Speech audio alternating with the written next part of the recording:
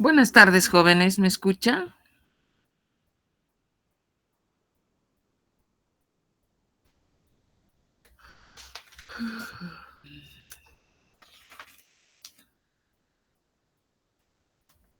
Buenas tardes, doctora. Sí, se le escucha bien. Muy bien. Hoy nos toca ver ya un método de separación más específico, o sea, nuestro tema de hoy se refiere a las cromatografías, en realidad a la cromatografía gaseosa.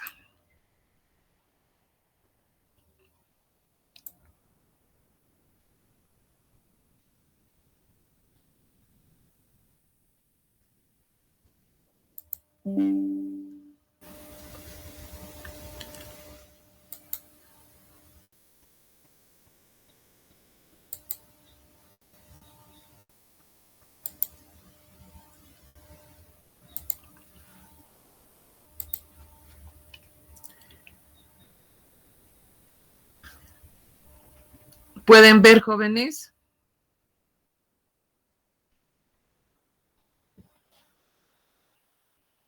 Sí, doctora. Sí. Bien, vamos a empezar entonces con el principio de lo que es la cromatografía gaseosa. La cromatografía gaseosa es una técnica en la que la fase móvil es un gas, es el gas portador. La muestra, que podrá ser líquida o gaseosa, se inyecta en una corriente de gas inerte que constituye la fase móvil. La muestra es transportada a través de una columna empaquetada o también puede ser un capilar en la que sus componentes se van a separar según su capacidad para poder distribuirse entre las fases móvil y estacionaria. En otras palabras, resumiendo, es un tubo, contamos, diremos así, con un tubo estrecho que contiene la fase estacionaria y a través de esta se hace pasar la fase móvil, que va a ser un gas por presión. Y a partir de esto, nosotros podemos considerar dos tipos de cromatografía gaseosa. La primera, que va a ser la cromatografía gas sólida o de adsorción, cuando la fase estacionaria va a ser un sólido, se llama de adsorción porque la separación de los componentes a través de la fase estacionaria se da por fenómenos de adsorción y desorción. Si ustedes recuerdan, el fenómeno de adsorción lo definíamos como aquel proceso por el cual un sólido, un líquido, atrae y retiene en su superficie ya sean gases, vapores líquidos o cuerpos disueltos, mientras que la desorción va a ser un fenómeno por el cual un gas abandona a un sólido cuando éste alcanza cierta temperatura. Entonces, luego tenemos el proceso de separación conocido como la cromatografía gas líquida, cuando la fase estacionaria es un líquido retenido en un sólido, que sea lo más inerte posible este. El papel del sólido es la de retener al líquido, es decir, que la fase líquida sea permeable al gas. Si nosotros recordamos, ya la anterior vez nos habíamos referido a este proceso de separación como era la cromatografía gas líquido. Acá la fase móvil es un gas y la fase estacionaria es un líquido inmovilizado por impregnación o por enlaces sobre un soporte y necesariamente este soporte tiene que ser inerte, que puede ser simplemente inclusive la pared de la columna. Bien, entonces, partiendo de estos dos tipos de cromatografía, vale la redundancia decirles que la más frecuente, a la que más nos vamos a abocar, es la cromatografía gas líquido, puesto que la cromatografía gas sólido tiene una aplicación muy esporádica. Bien, entonces tenemos que pensar en primer lugar en la instrumentación, o sea, qué partes podemos considerar en nuestro equipo de separación conocido como el cromatógrafo de gases. Bien, este equipo va a constar de el gas portador, el control de flujo, la inyección de la muestra, la presencia del horno con la columna, el detector o la detección y finalmente el registro y el proceso. Aquí tienen un esquema de aquellos componentes que habíamos mencionado. Entonces tenemos en primer lugar el gas portador. Este gas portador, o sea, es un depósito de estos gases que son estos depósitos donde se van a colocar o donde vamos a poder encontrar nosotros a los distintos componentes. Pero antes de hablar de cada uno de estos, nos referiremos en primer lugar al gas portador. Este gas portador tiene una función, tiene una misión, la de transportar a los componentes de la muestra y va a crear una matriz adecuada para el detector. Este gas portador se encuentra almacenado a grandes presiones y debe tener o debe cumplir con ciertas condiciones. ¿Cuáles son esas condiciones del gas portador? Debe ser inerte. Aquí debemos tener sistemas de introducción, columnas, no tenemos, nos vamos directamente acá. Entonces, ¿qué características o qué condiciones debe reunir el gas portador? Debe ser, en primer lugar, como hemos dicho, una condición que debe ser inerte para evitar las interacciones.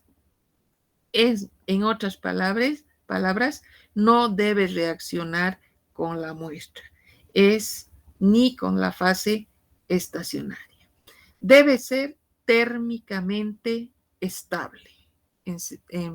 Luego, entonces, debe ser térmicamente estable. En primer lugar, entonces, hemos dicho que debe ser inerte, no debe reaccionar con la muestra, ni con la fase estacionaria, ni con las superficies del instrumento.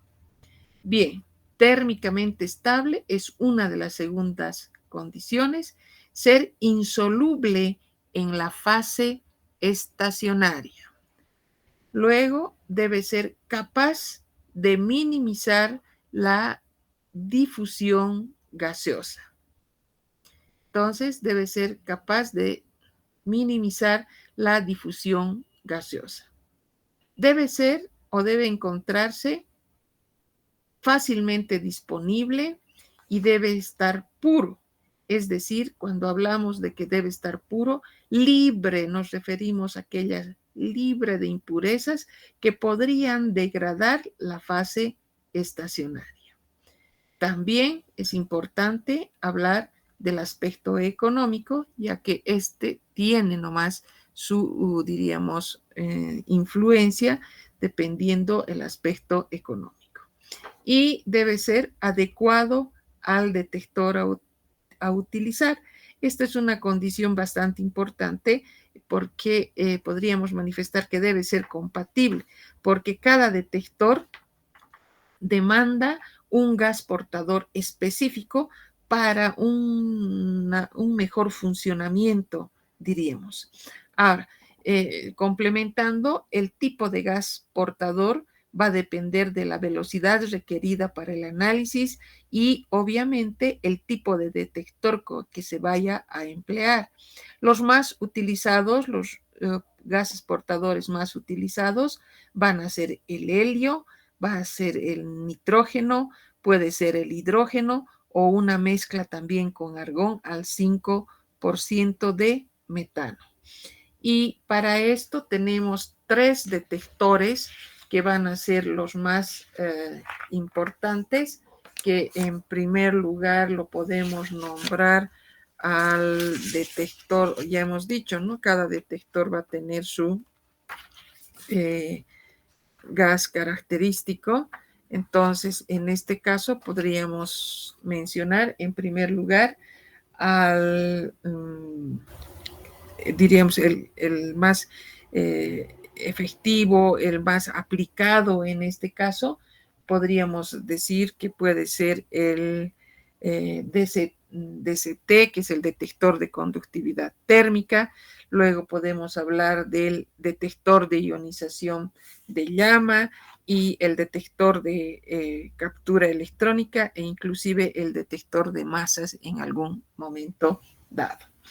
Bien, entonces, una vez que hemos mencionado de las condiciones que debe tener el gas portador y hemos visto que tiene estos requisitos, van a ser muy importantes, como el caso que debe ser inerte, hemos dicho que debe ser puro, debe ser compatible con el detector para, diríamos, un mejor funcionamiento y una mejor obtención de la información.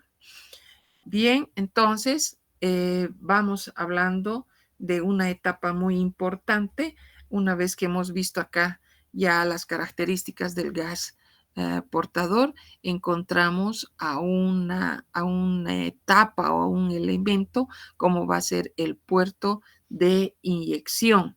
Entonces, cuando nosotros hablamos de este puerto de inyección, nos estamos refiriendo a los sistemas de cómo introducir la muestra. Es decir, tenemos una inyección instantánea, puede ser, es decir, los inyectores o los vaporizadores van a permitir la introducción de la muestra de manera instantánea dentro de lo que es la columna cromatográfica.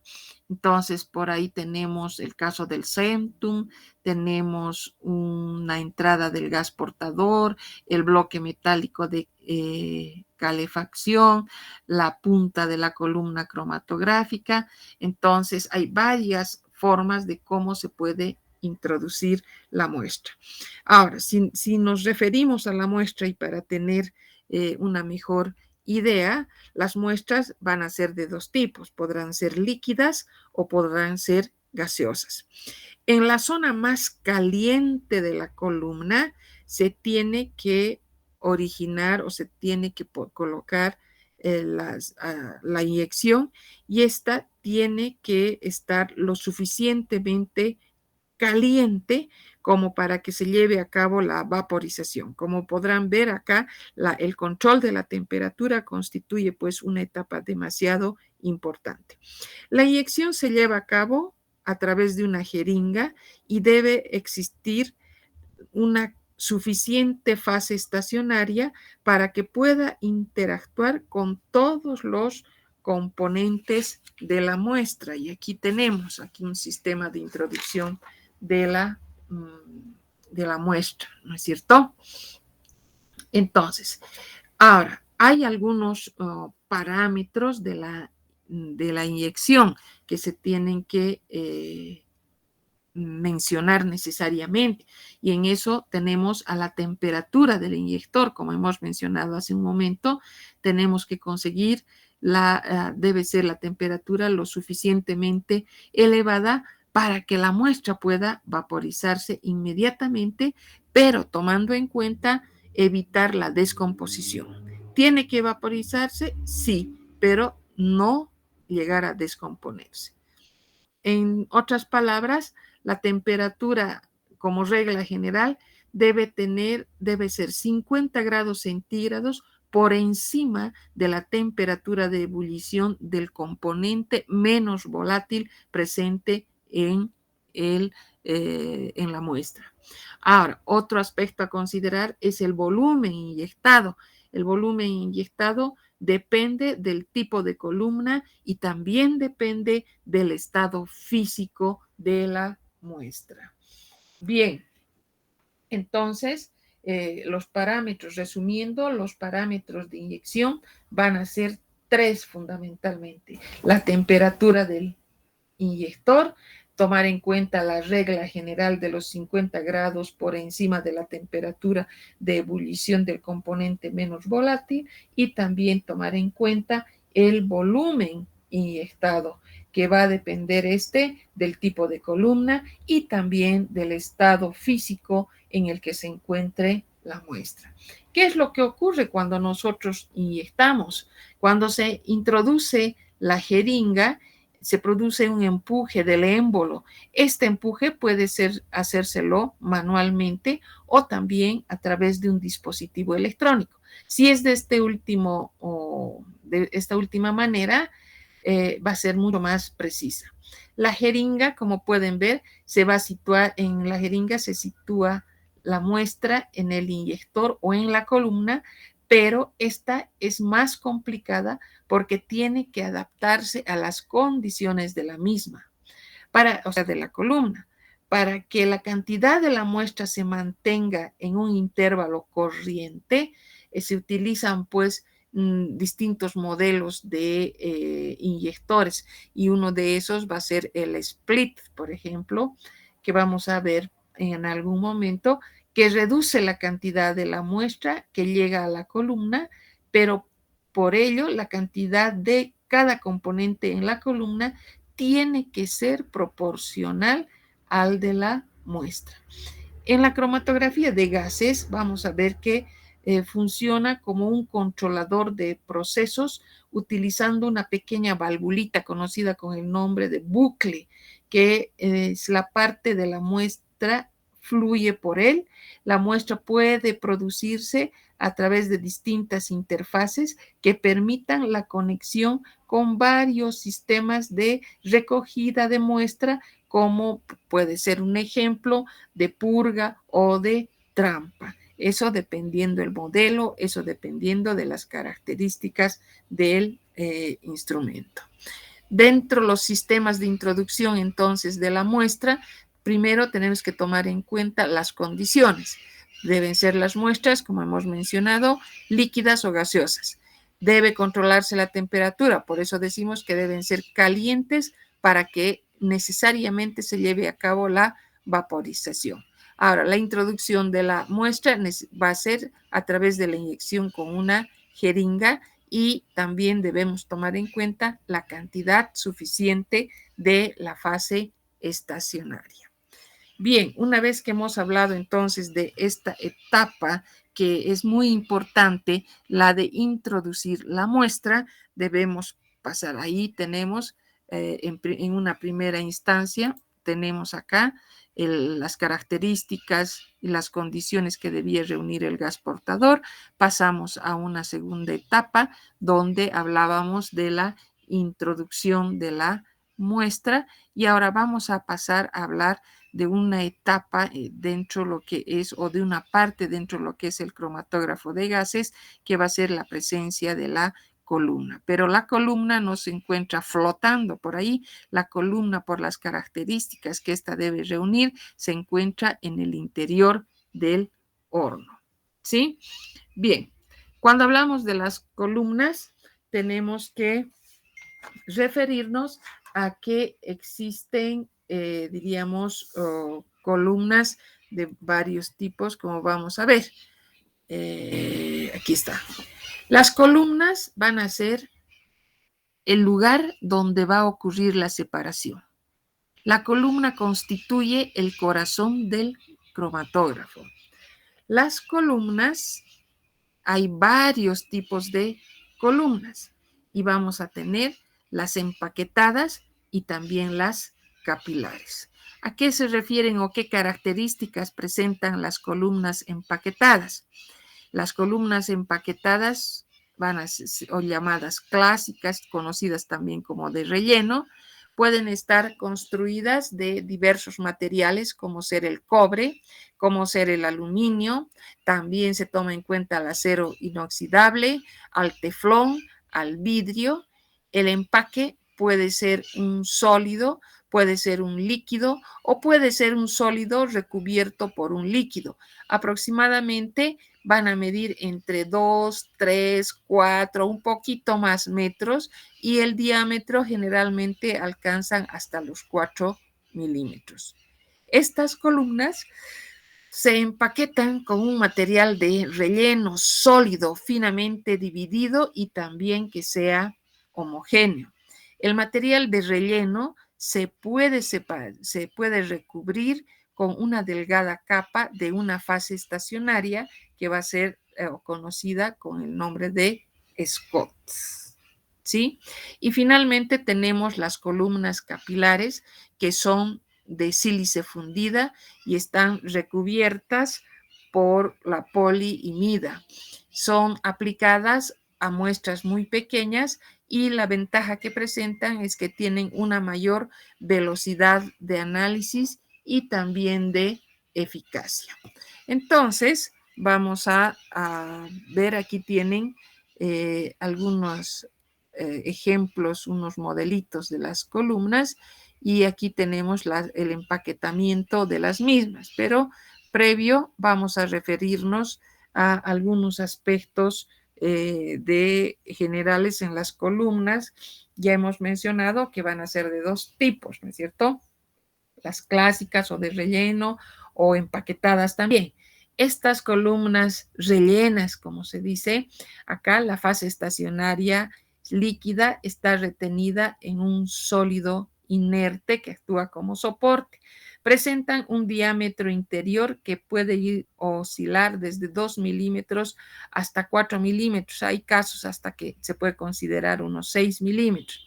La longitud puede ser bastante amplia o largas, mejor diremos, que van a estar entre 2 a 3 metros.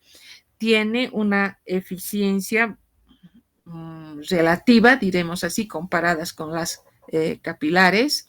Se utiliza para muestras que no son tan complejas, que aproximadamente están con unos 10 componentes.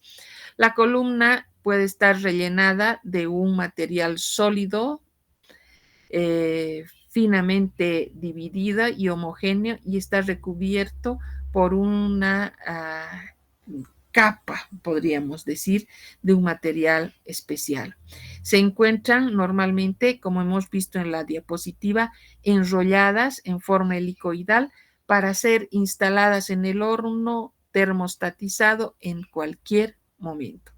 Mientras cuando nos referimos a las columnas capilares, estas van a ser de sílice fundida y están recubiertas por poliimida, ¿no es cierto? La fase estacionaria se fija sobre las paredes interiores del capilar. Estas columnas capilares alcanzan un diámetro interior inferior a 1 milímetro y su longitud puede ir entre 5 a 50 metros. La característica, la ventaja de este tipo de columnas va a ser la eficiencia. Además, se utiliza en casos de contar con muestras bastante complejas, y la fase estacionaria se depositan las paredes en las paredes interiores del capilar. Ahora, estas características que hemos mencionado acerca de las columnas nos van a llevar a referirnos a algo más del tipo de empaquetamiento que va a resistir o que va a contener.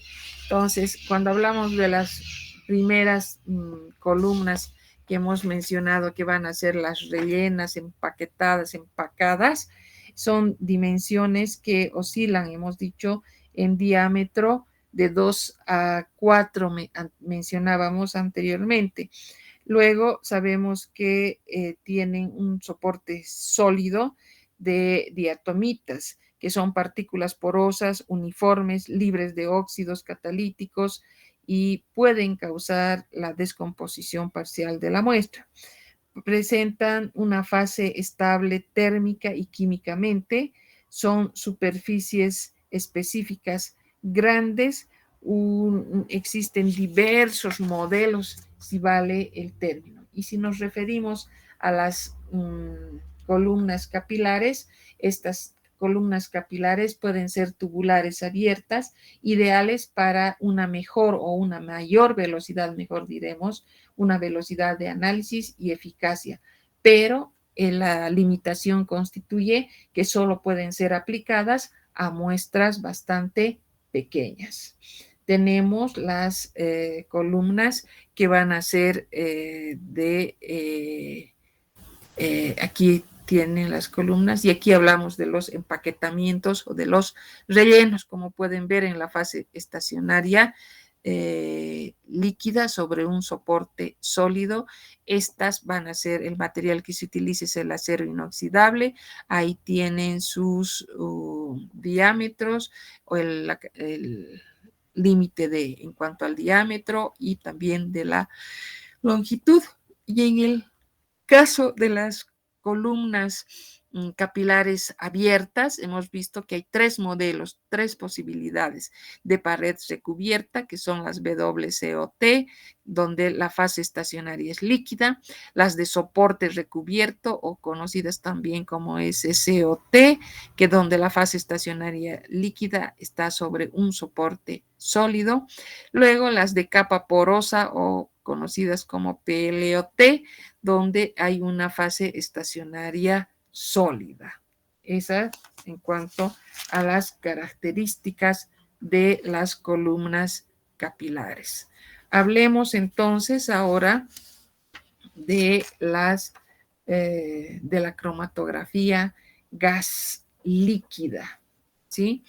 El soporte tiene que ser inerte.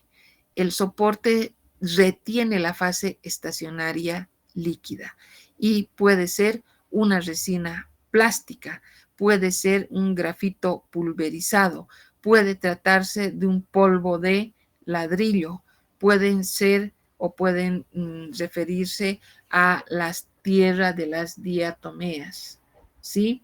Entonces, estas en la cromatografía gas líquida se tiene que tomar en cuenta a los soportes que necesariamente tienen que ser inertes y estos soportes son de diversos materiales o de diversas sustancias como hemos mencionado hace un momento y hemos señalado una serie de situaciones que podemos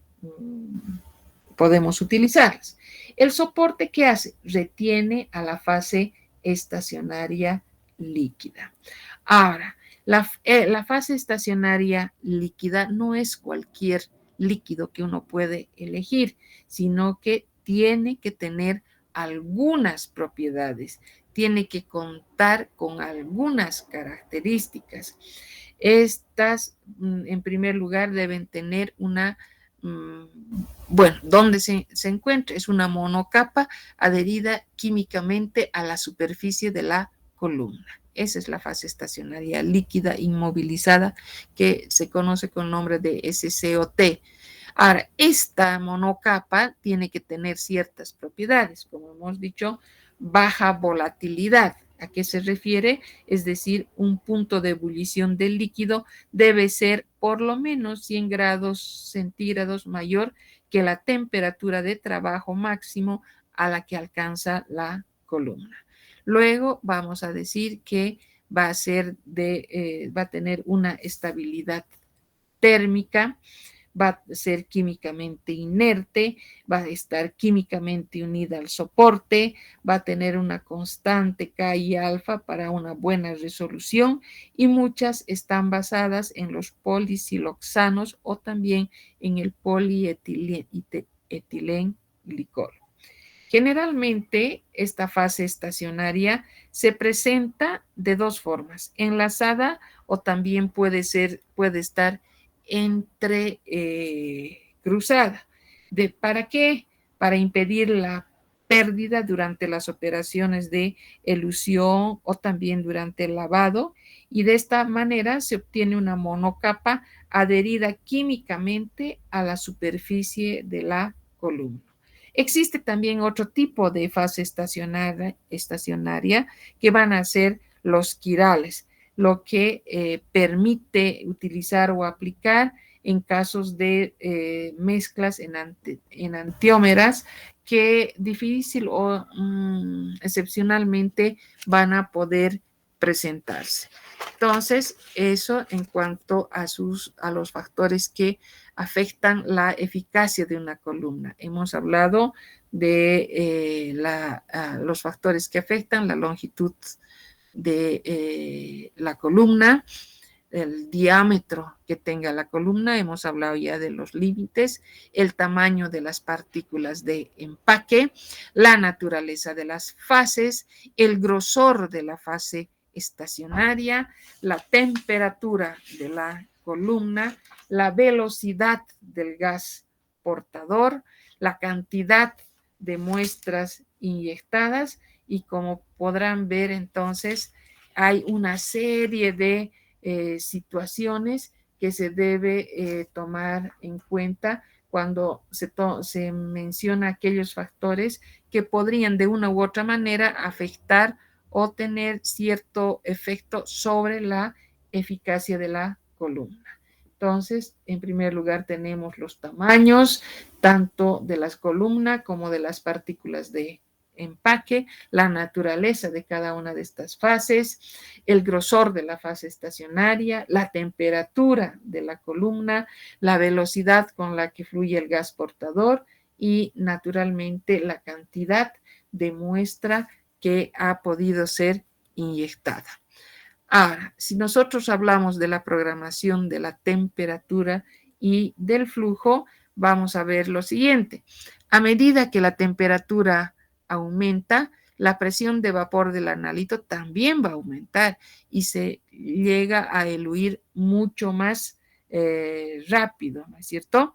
Es decir, la columna alcanza la temperatura durante la separación y las especies se van separando según su rango de polaridades o también debido a la presión de vapor.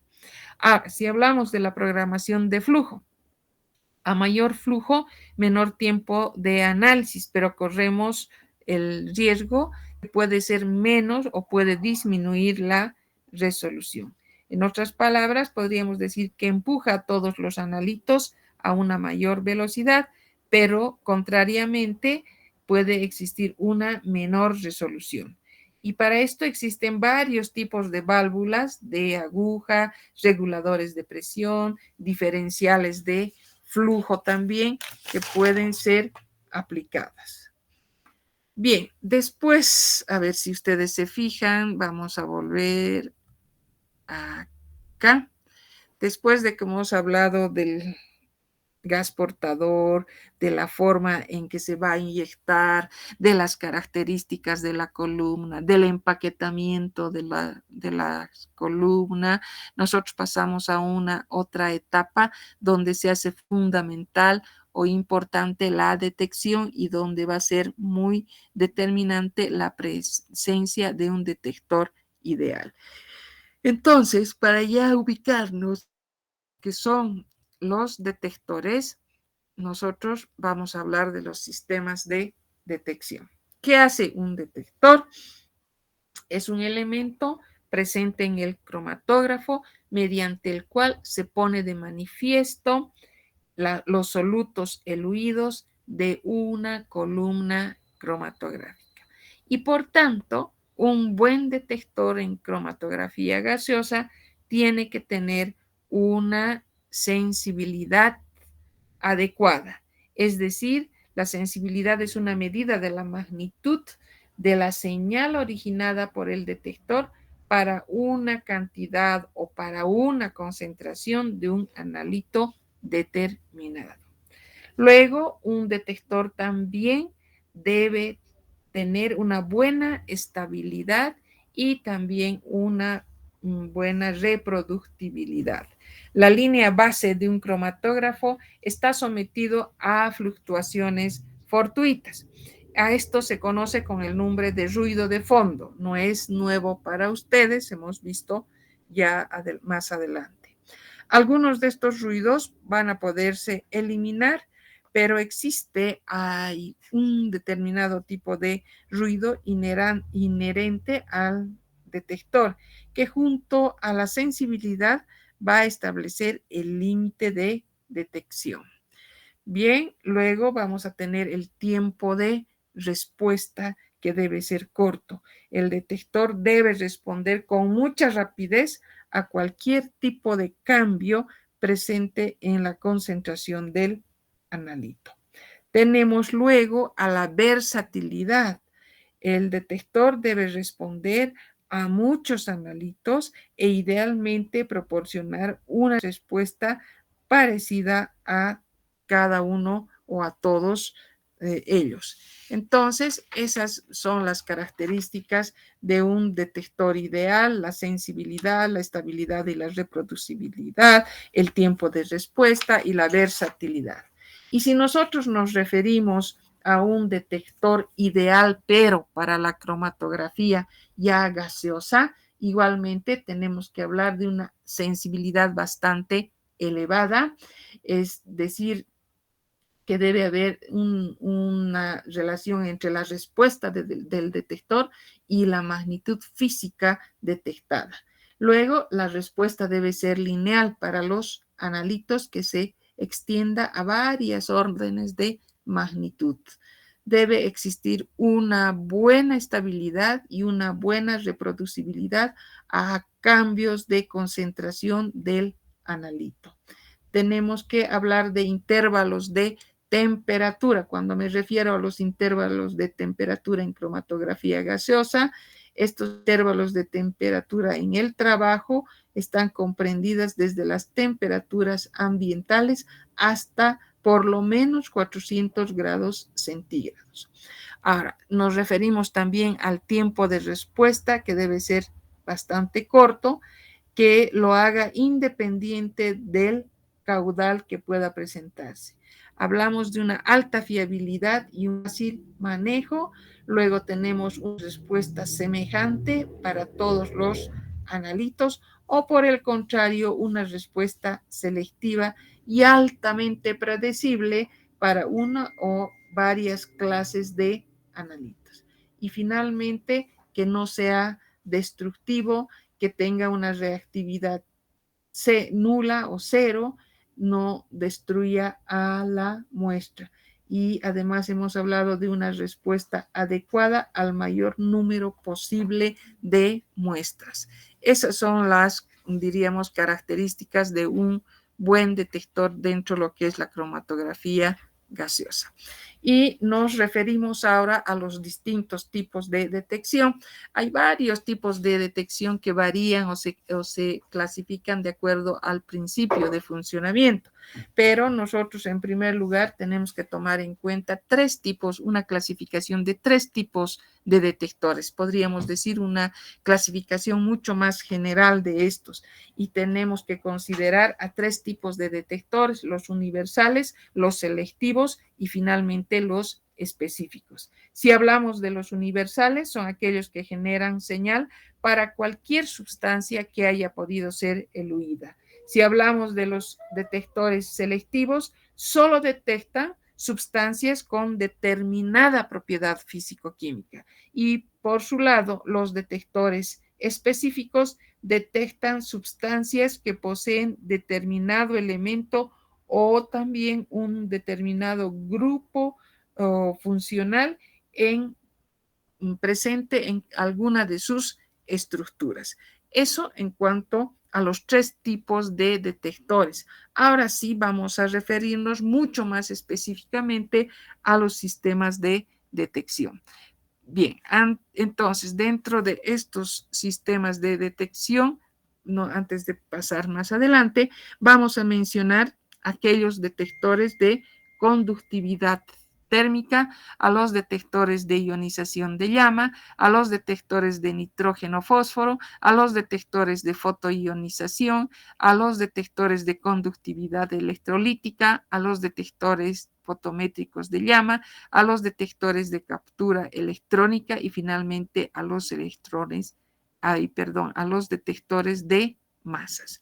Esos, de una manera general, es toda la gama, toda la opción de detectores que nosotros podemos encontrar. Pero para el caso de la cromatografía gaseosa, vamos a ver que por sus características van a haber 3 o hasta 4 detectores que los vamos a poder considerar. Y entre estos vamos a ver en primer lugar el detector de conductividad térmica. ¿Qué característica presenta este detector de conductividad térmica? Dentro del principio de funcionamiento de este detector, vamos a ver que se presenta una variación de la conductividad térmica del gas cuando eluye un analito.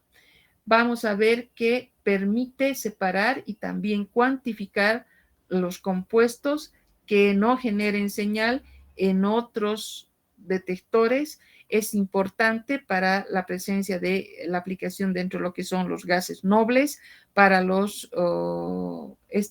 este detector hemos dicho que se va a basar en los cambios de conductividad térmica de la corriente del gas ocasionados por la presencia del analito. Vamos a ver que debido a su gran conductividad térmica, el helio es la fase móvil de elección. Cuando un soluto sale de la columna, la conductividad térmica de la fase móvil disminuye y la temperatura y la resistencia del filamento van a ir contrariamente a aumentar. Este detector de conductividad térmica es uno de los primeros en ser usados dentro de lo que es la cromatografía gaseosa. Es, diríamos, el principio bastante sencillo y también no es muy caro, lo que no limita, diríamos, el poder contar con él. Y va a ser capaz de responder a muchos compuestos orgánicos e inorgánicos. Por otro lado, no es destructivo, es bastante sencillo en cuanto a su principio, en cuanto a su funcionamiento y responde a concentraciones de soluto dentro del gas portador. Es utilizado particularmente en aquellos sistemas de columnas empacadas y podríamos decir que la velocidad de pérdida de calor de un cuerpo caliente hacia un cuerpo un poco más frío siempre va a ser proporcional a la conductividad térmica del gas que separa estos cuerpos. Luego vamos a tener el otro tipo de detector o otro sistema de detección que va a ser el detector de ionización de llama. El principio va a ser la formación de iones cuando un compuesto se quema bajo la acción de la llama y vamos a ver la presencia del hidrógeno y del oxígeno, formando una llama que quema, formando una llama que ioniza los compuestos presentes en la columna. Este detector de ionización de llama, entonces, se basa en la conductividad eléctrica de los gases. Responde a casi todos los compuestos orgánicos, pero será insensible a gases que no sean combustibles, a óxidos de nitrógeno y al propio vapor de agua que origina en la llama muy pocos iones. Este sistema de detección conocido o abreviado como FID es sensible y es el detector más ampliamente aplicada, siendo su gran desventaja que va a destruir la muestra frente a otros que no lo hacen.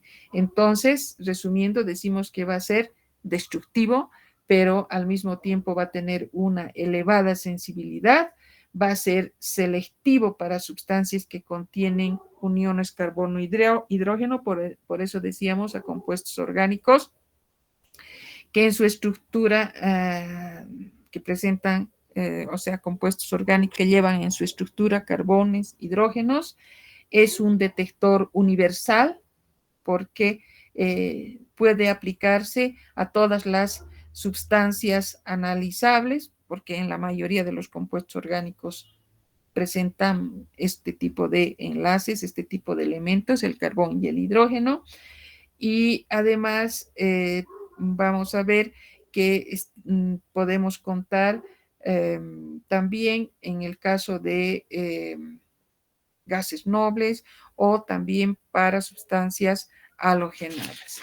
Este es el segundo tipo de detector, podríamos decir, y podríamos considerar en una última instancia a un tercer tipo de detector, como es el detector de captura electrónica, cuyo principio se basa en la captura de electrones libres procedentes de la ionización de un gas portador, disminuyendo la intensidad de corriente presenta una supresión de un flujo de electrones lentos causada por la absorción de estos por algún tipo de especie electrofílica. Este detector no es destructivo, es bastante sensible. Hablando de sensibilidad, es el de mayor sensibilidad. Estamos hablando de 10 a la menos 14 gramos de soluto por mililitro y su, diríamos, principal aplicación va a ser a compuestos organoclorados, como ser los pesticidas, como ser los herbicidas, empleado para compuestos halogenados en la mayor parte de las veces. Ahora, ¿dónde y cuándo se aplica la cromatografía de gases?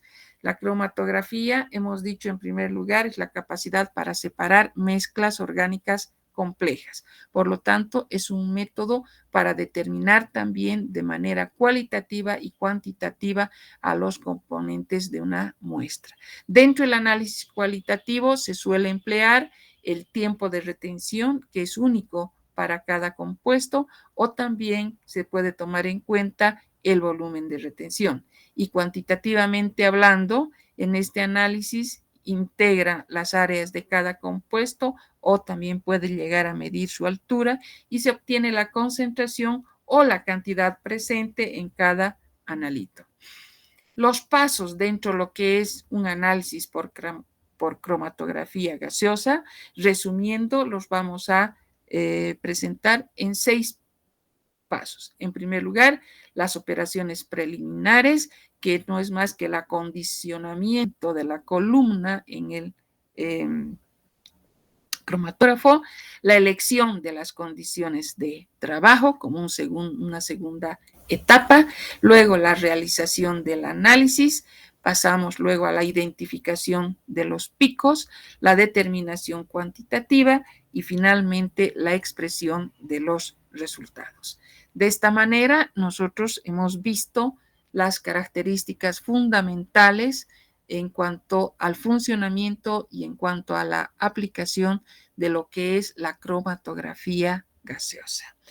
Bien, hasta aquí entonces tenemos nuestro tema de cromatografía gaseosa y estaríamos avanzando otro método de separación ya después de la vacación. Que tengan un buen resto de la tarde. Hasta luego, jóvenes. Disculpe, doctora, el Sí, examen, el los temas, ¿será que nos podría avisar, por favor? del segundo parcial. Sí, doctorita, disculpe. Están retrasadas en noticias. Les he dejado ya el día lunes, les he dejado. Está en lo de en la fotocopiadora de la señora Nati y tienen todo para que puedan obtener. Yo creo que ya tiene listo todo eso, les he dejado el lunes en la tarde. Ahora, el material, el temario para el segundo parcial va a ser la ley de Lambert-Ibir, las desviaciones de la ley de Lambert-Ibir, el ruido instrumental, luego vamos a tener la aplicación de las medidas espectrofotométricas, la espectroscopía de absorción y de emisión atómica. Ese es el contenido del segundo parcial, que por cierto ya les he dejado jóvenes y pueden adquirir. Por otro lado, ustedes también les he pasado el texto y tienen a disponibilidad el texto de manera virtual, ¿no? ¿Alguna otra Sí, pregunta más? doctorita, gracias. Muchas gracias, solo eso era, doctora, Ya, gracias. muy bien. Hasta luego, jóvenes. Hasta luego.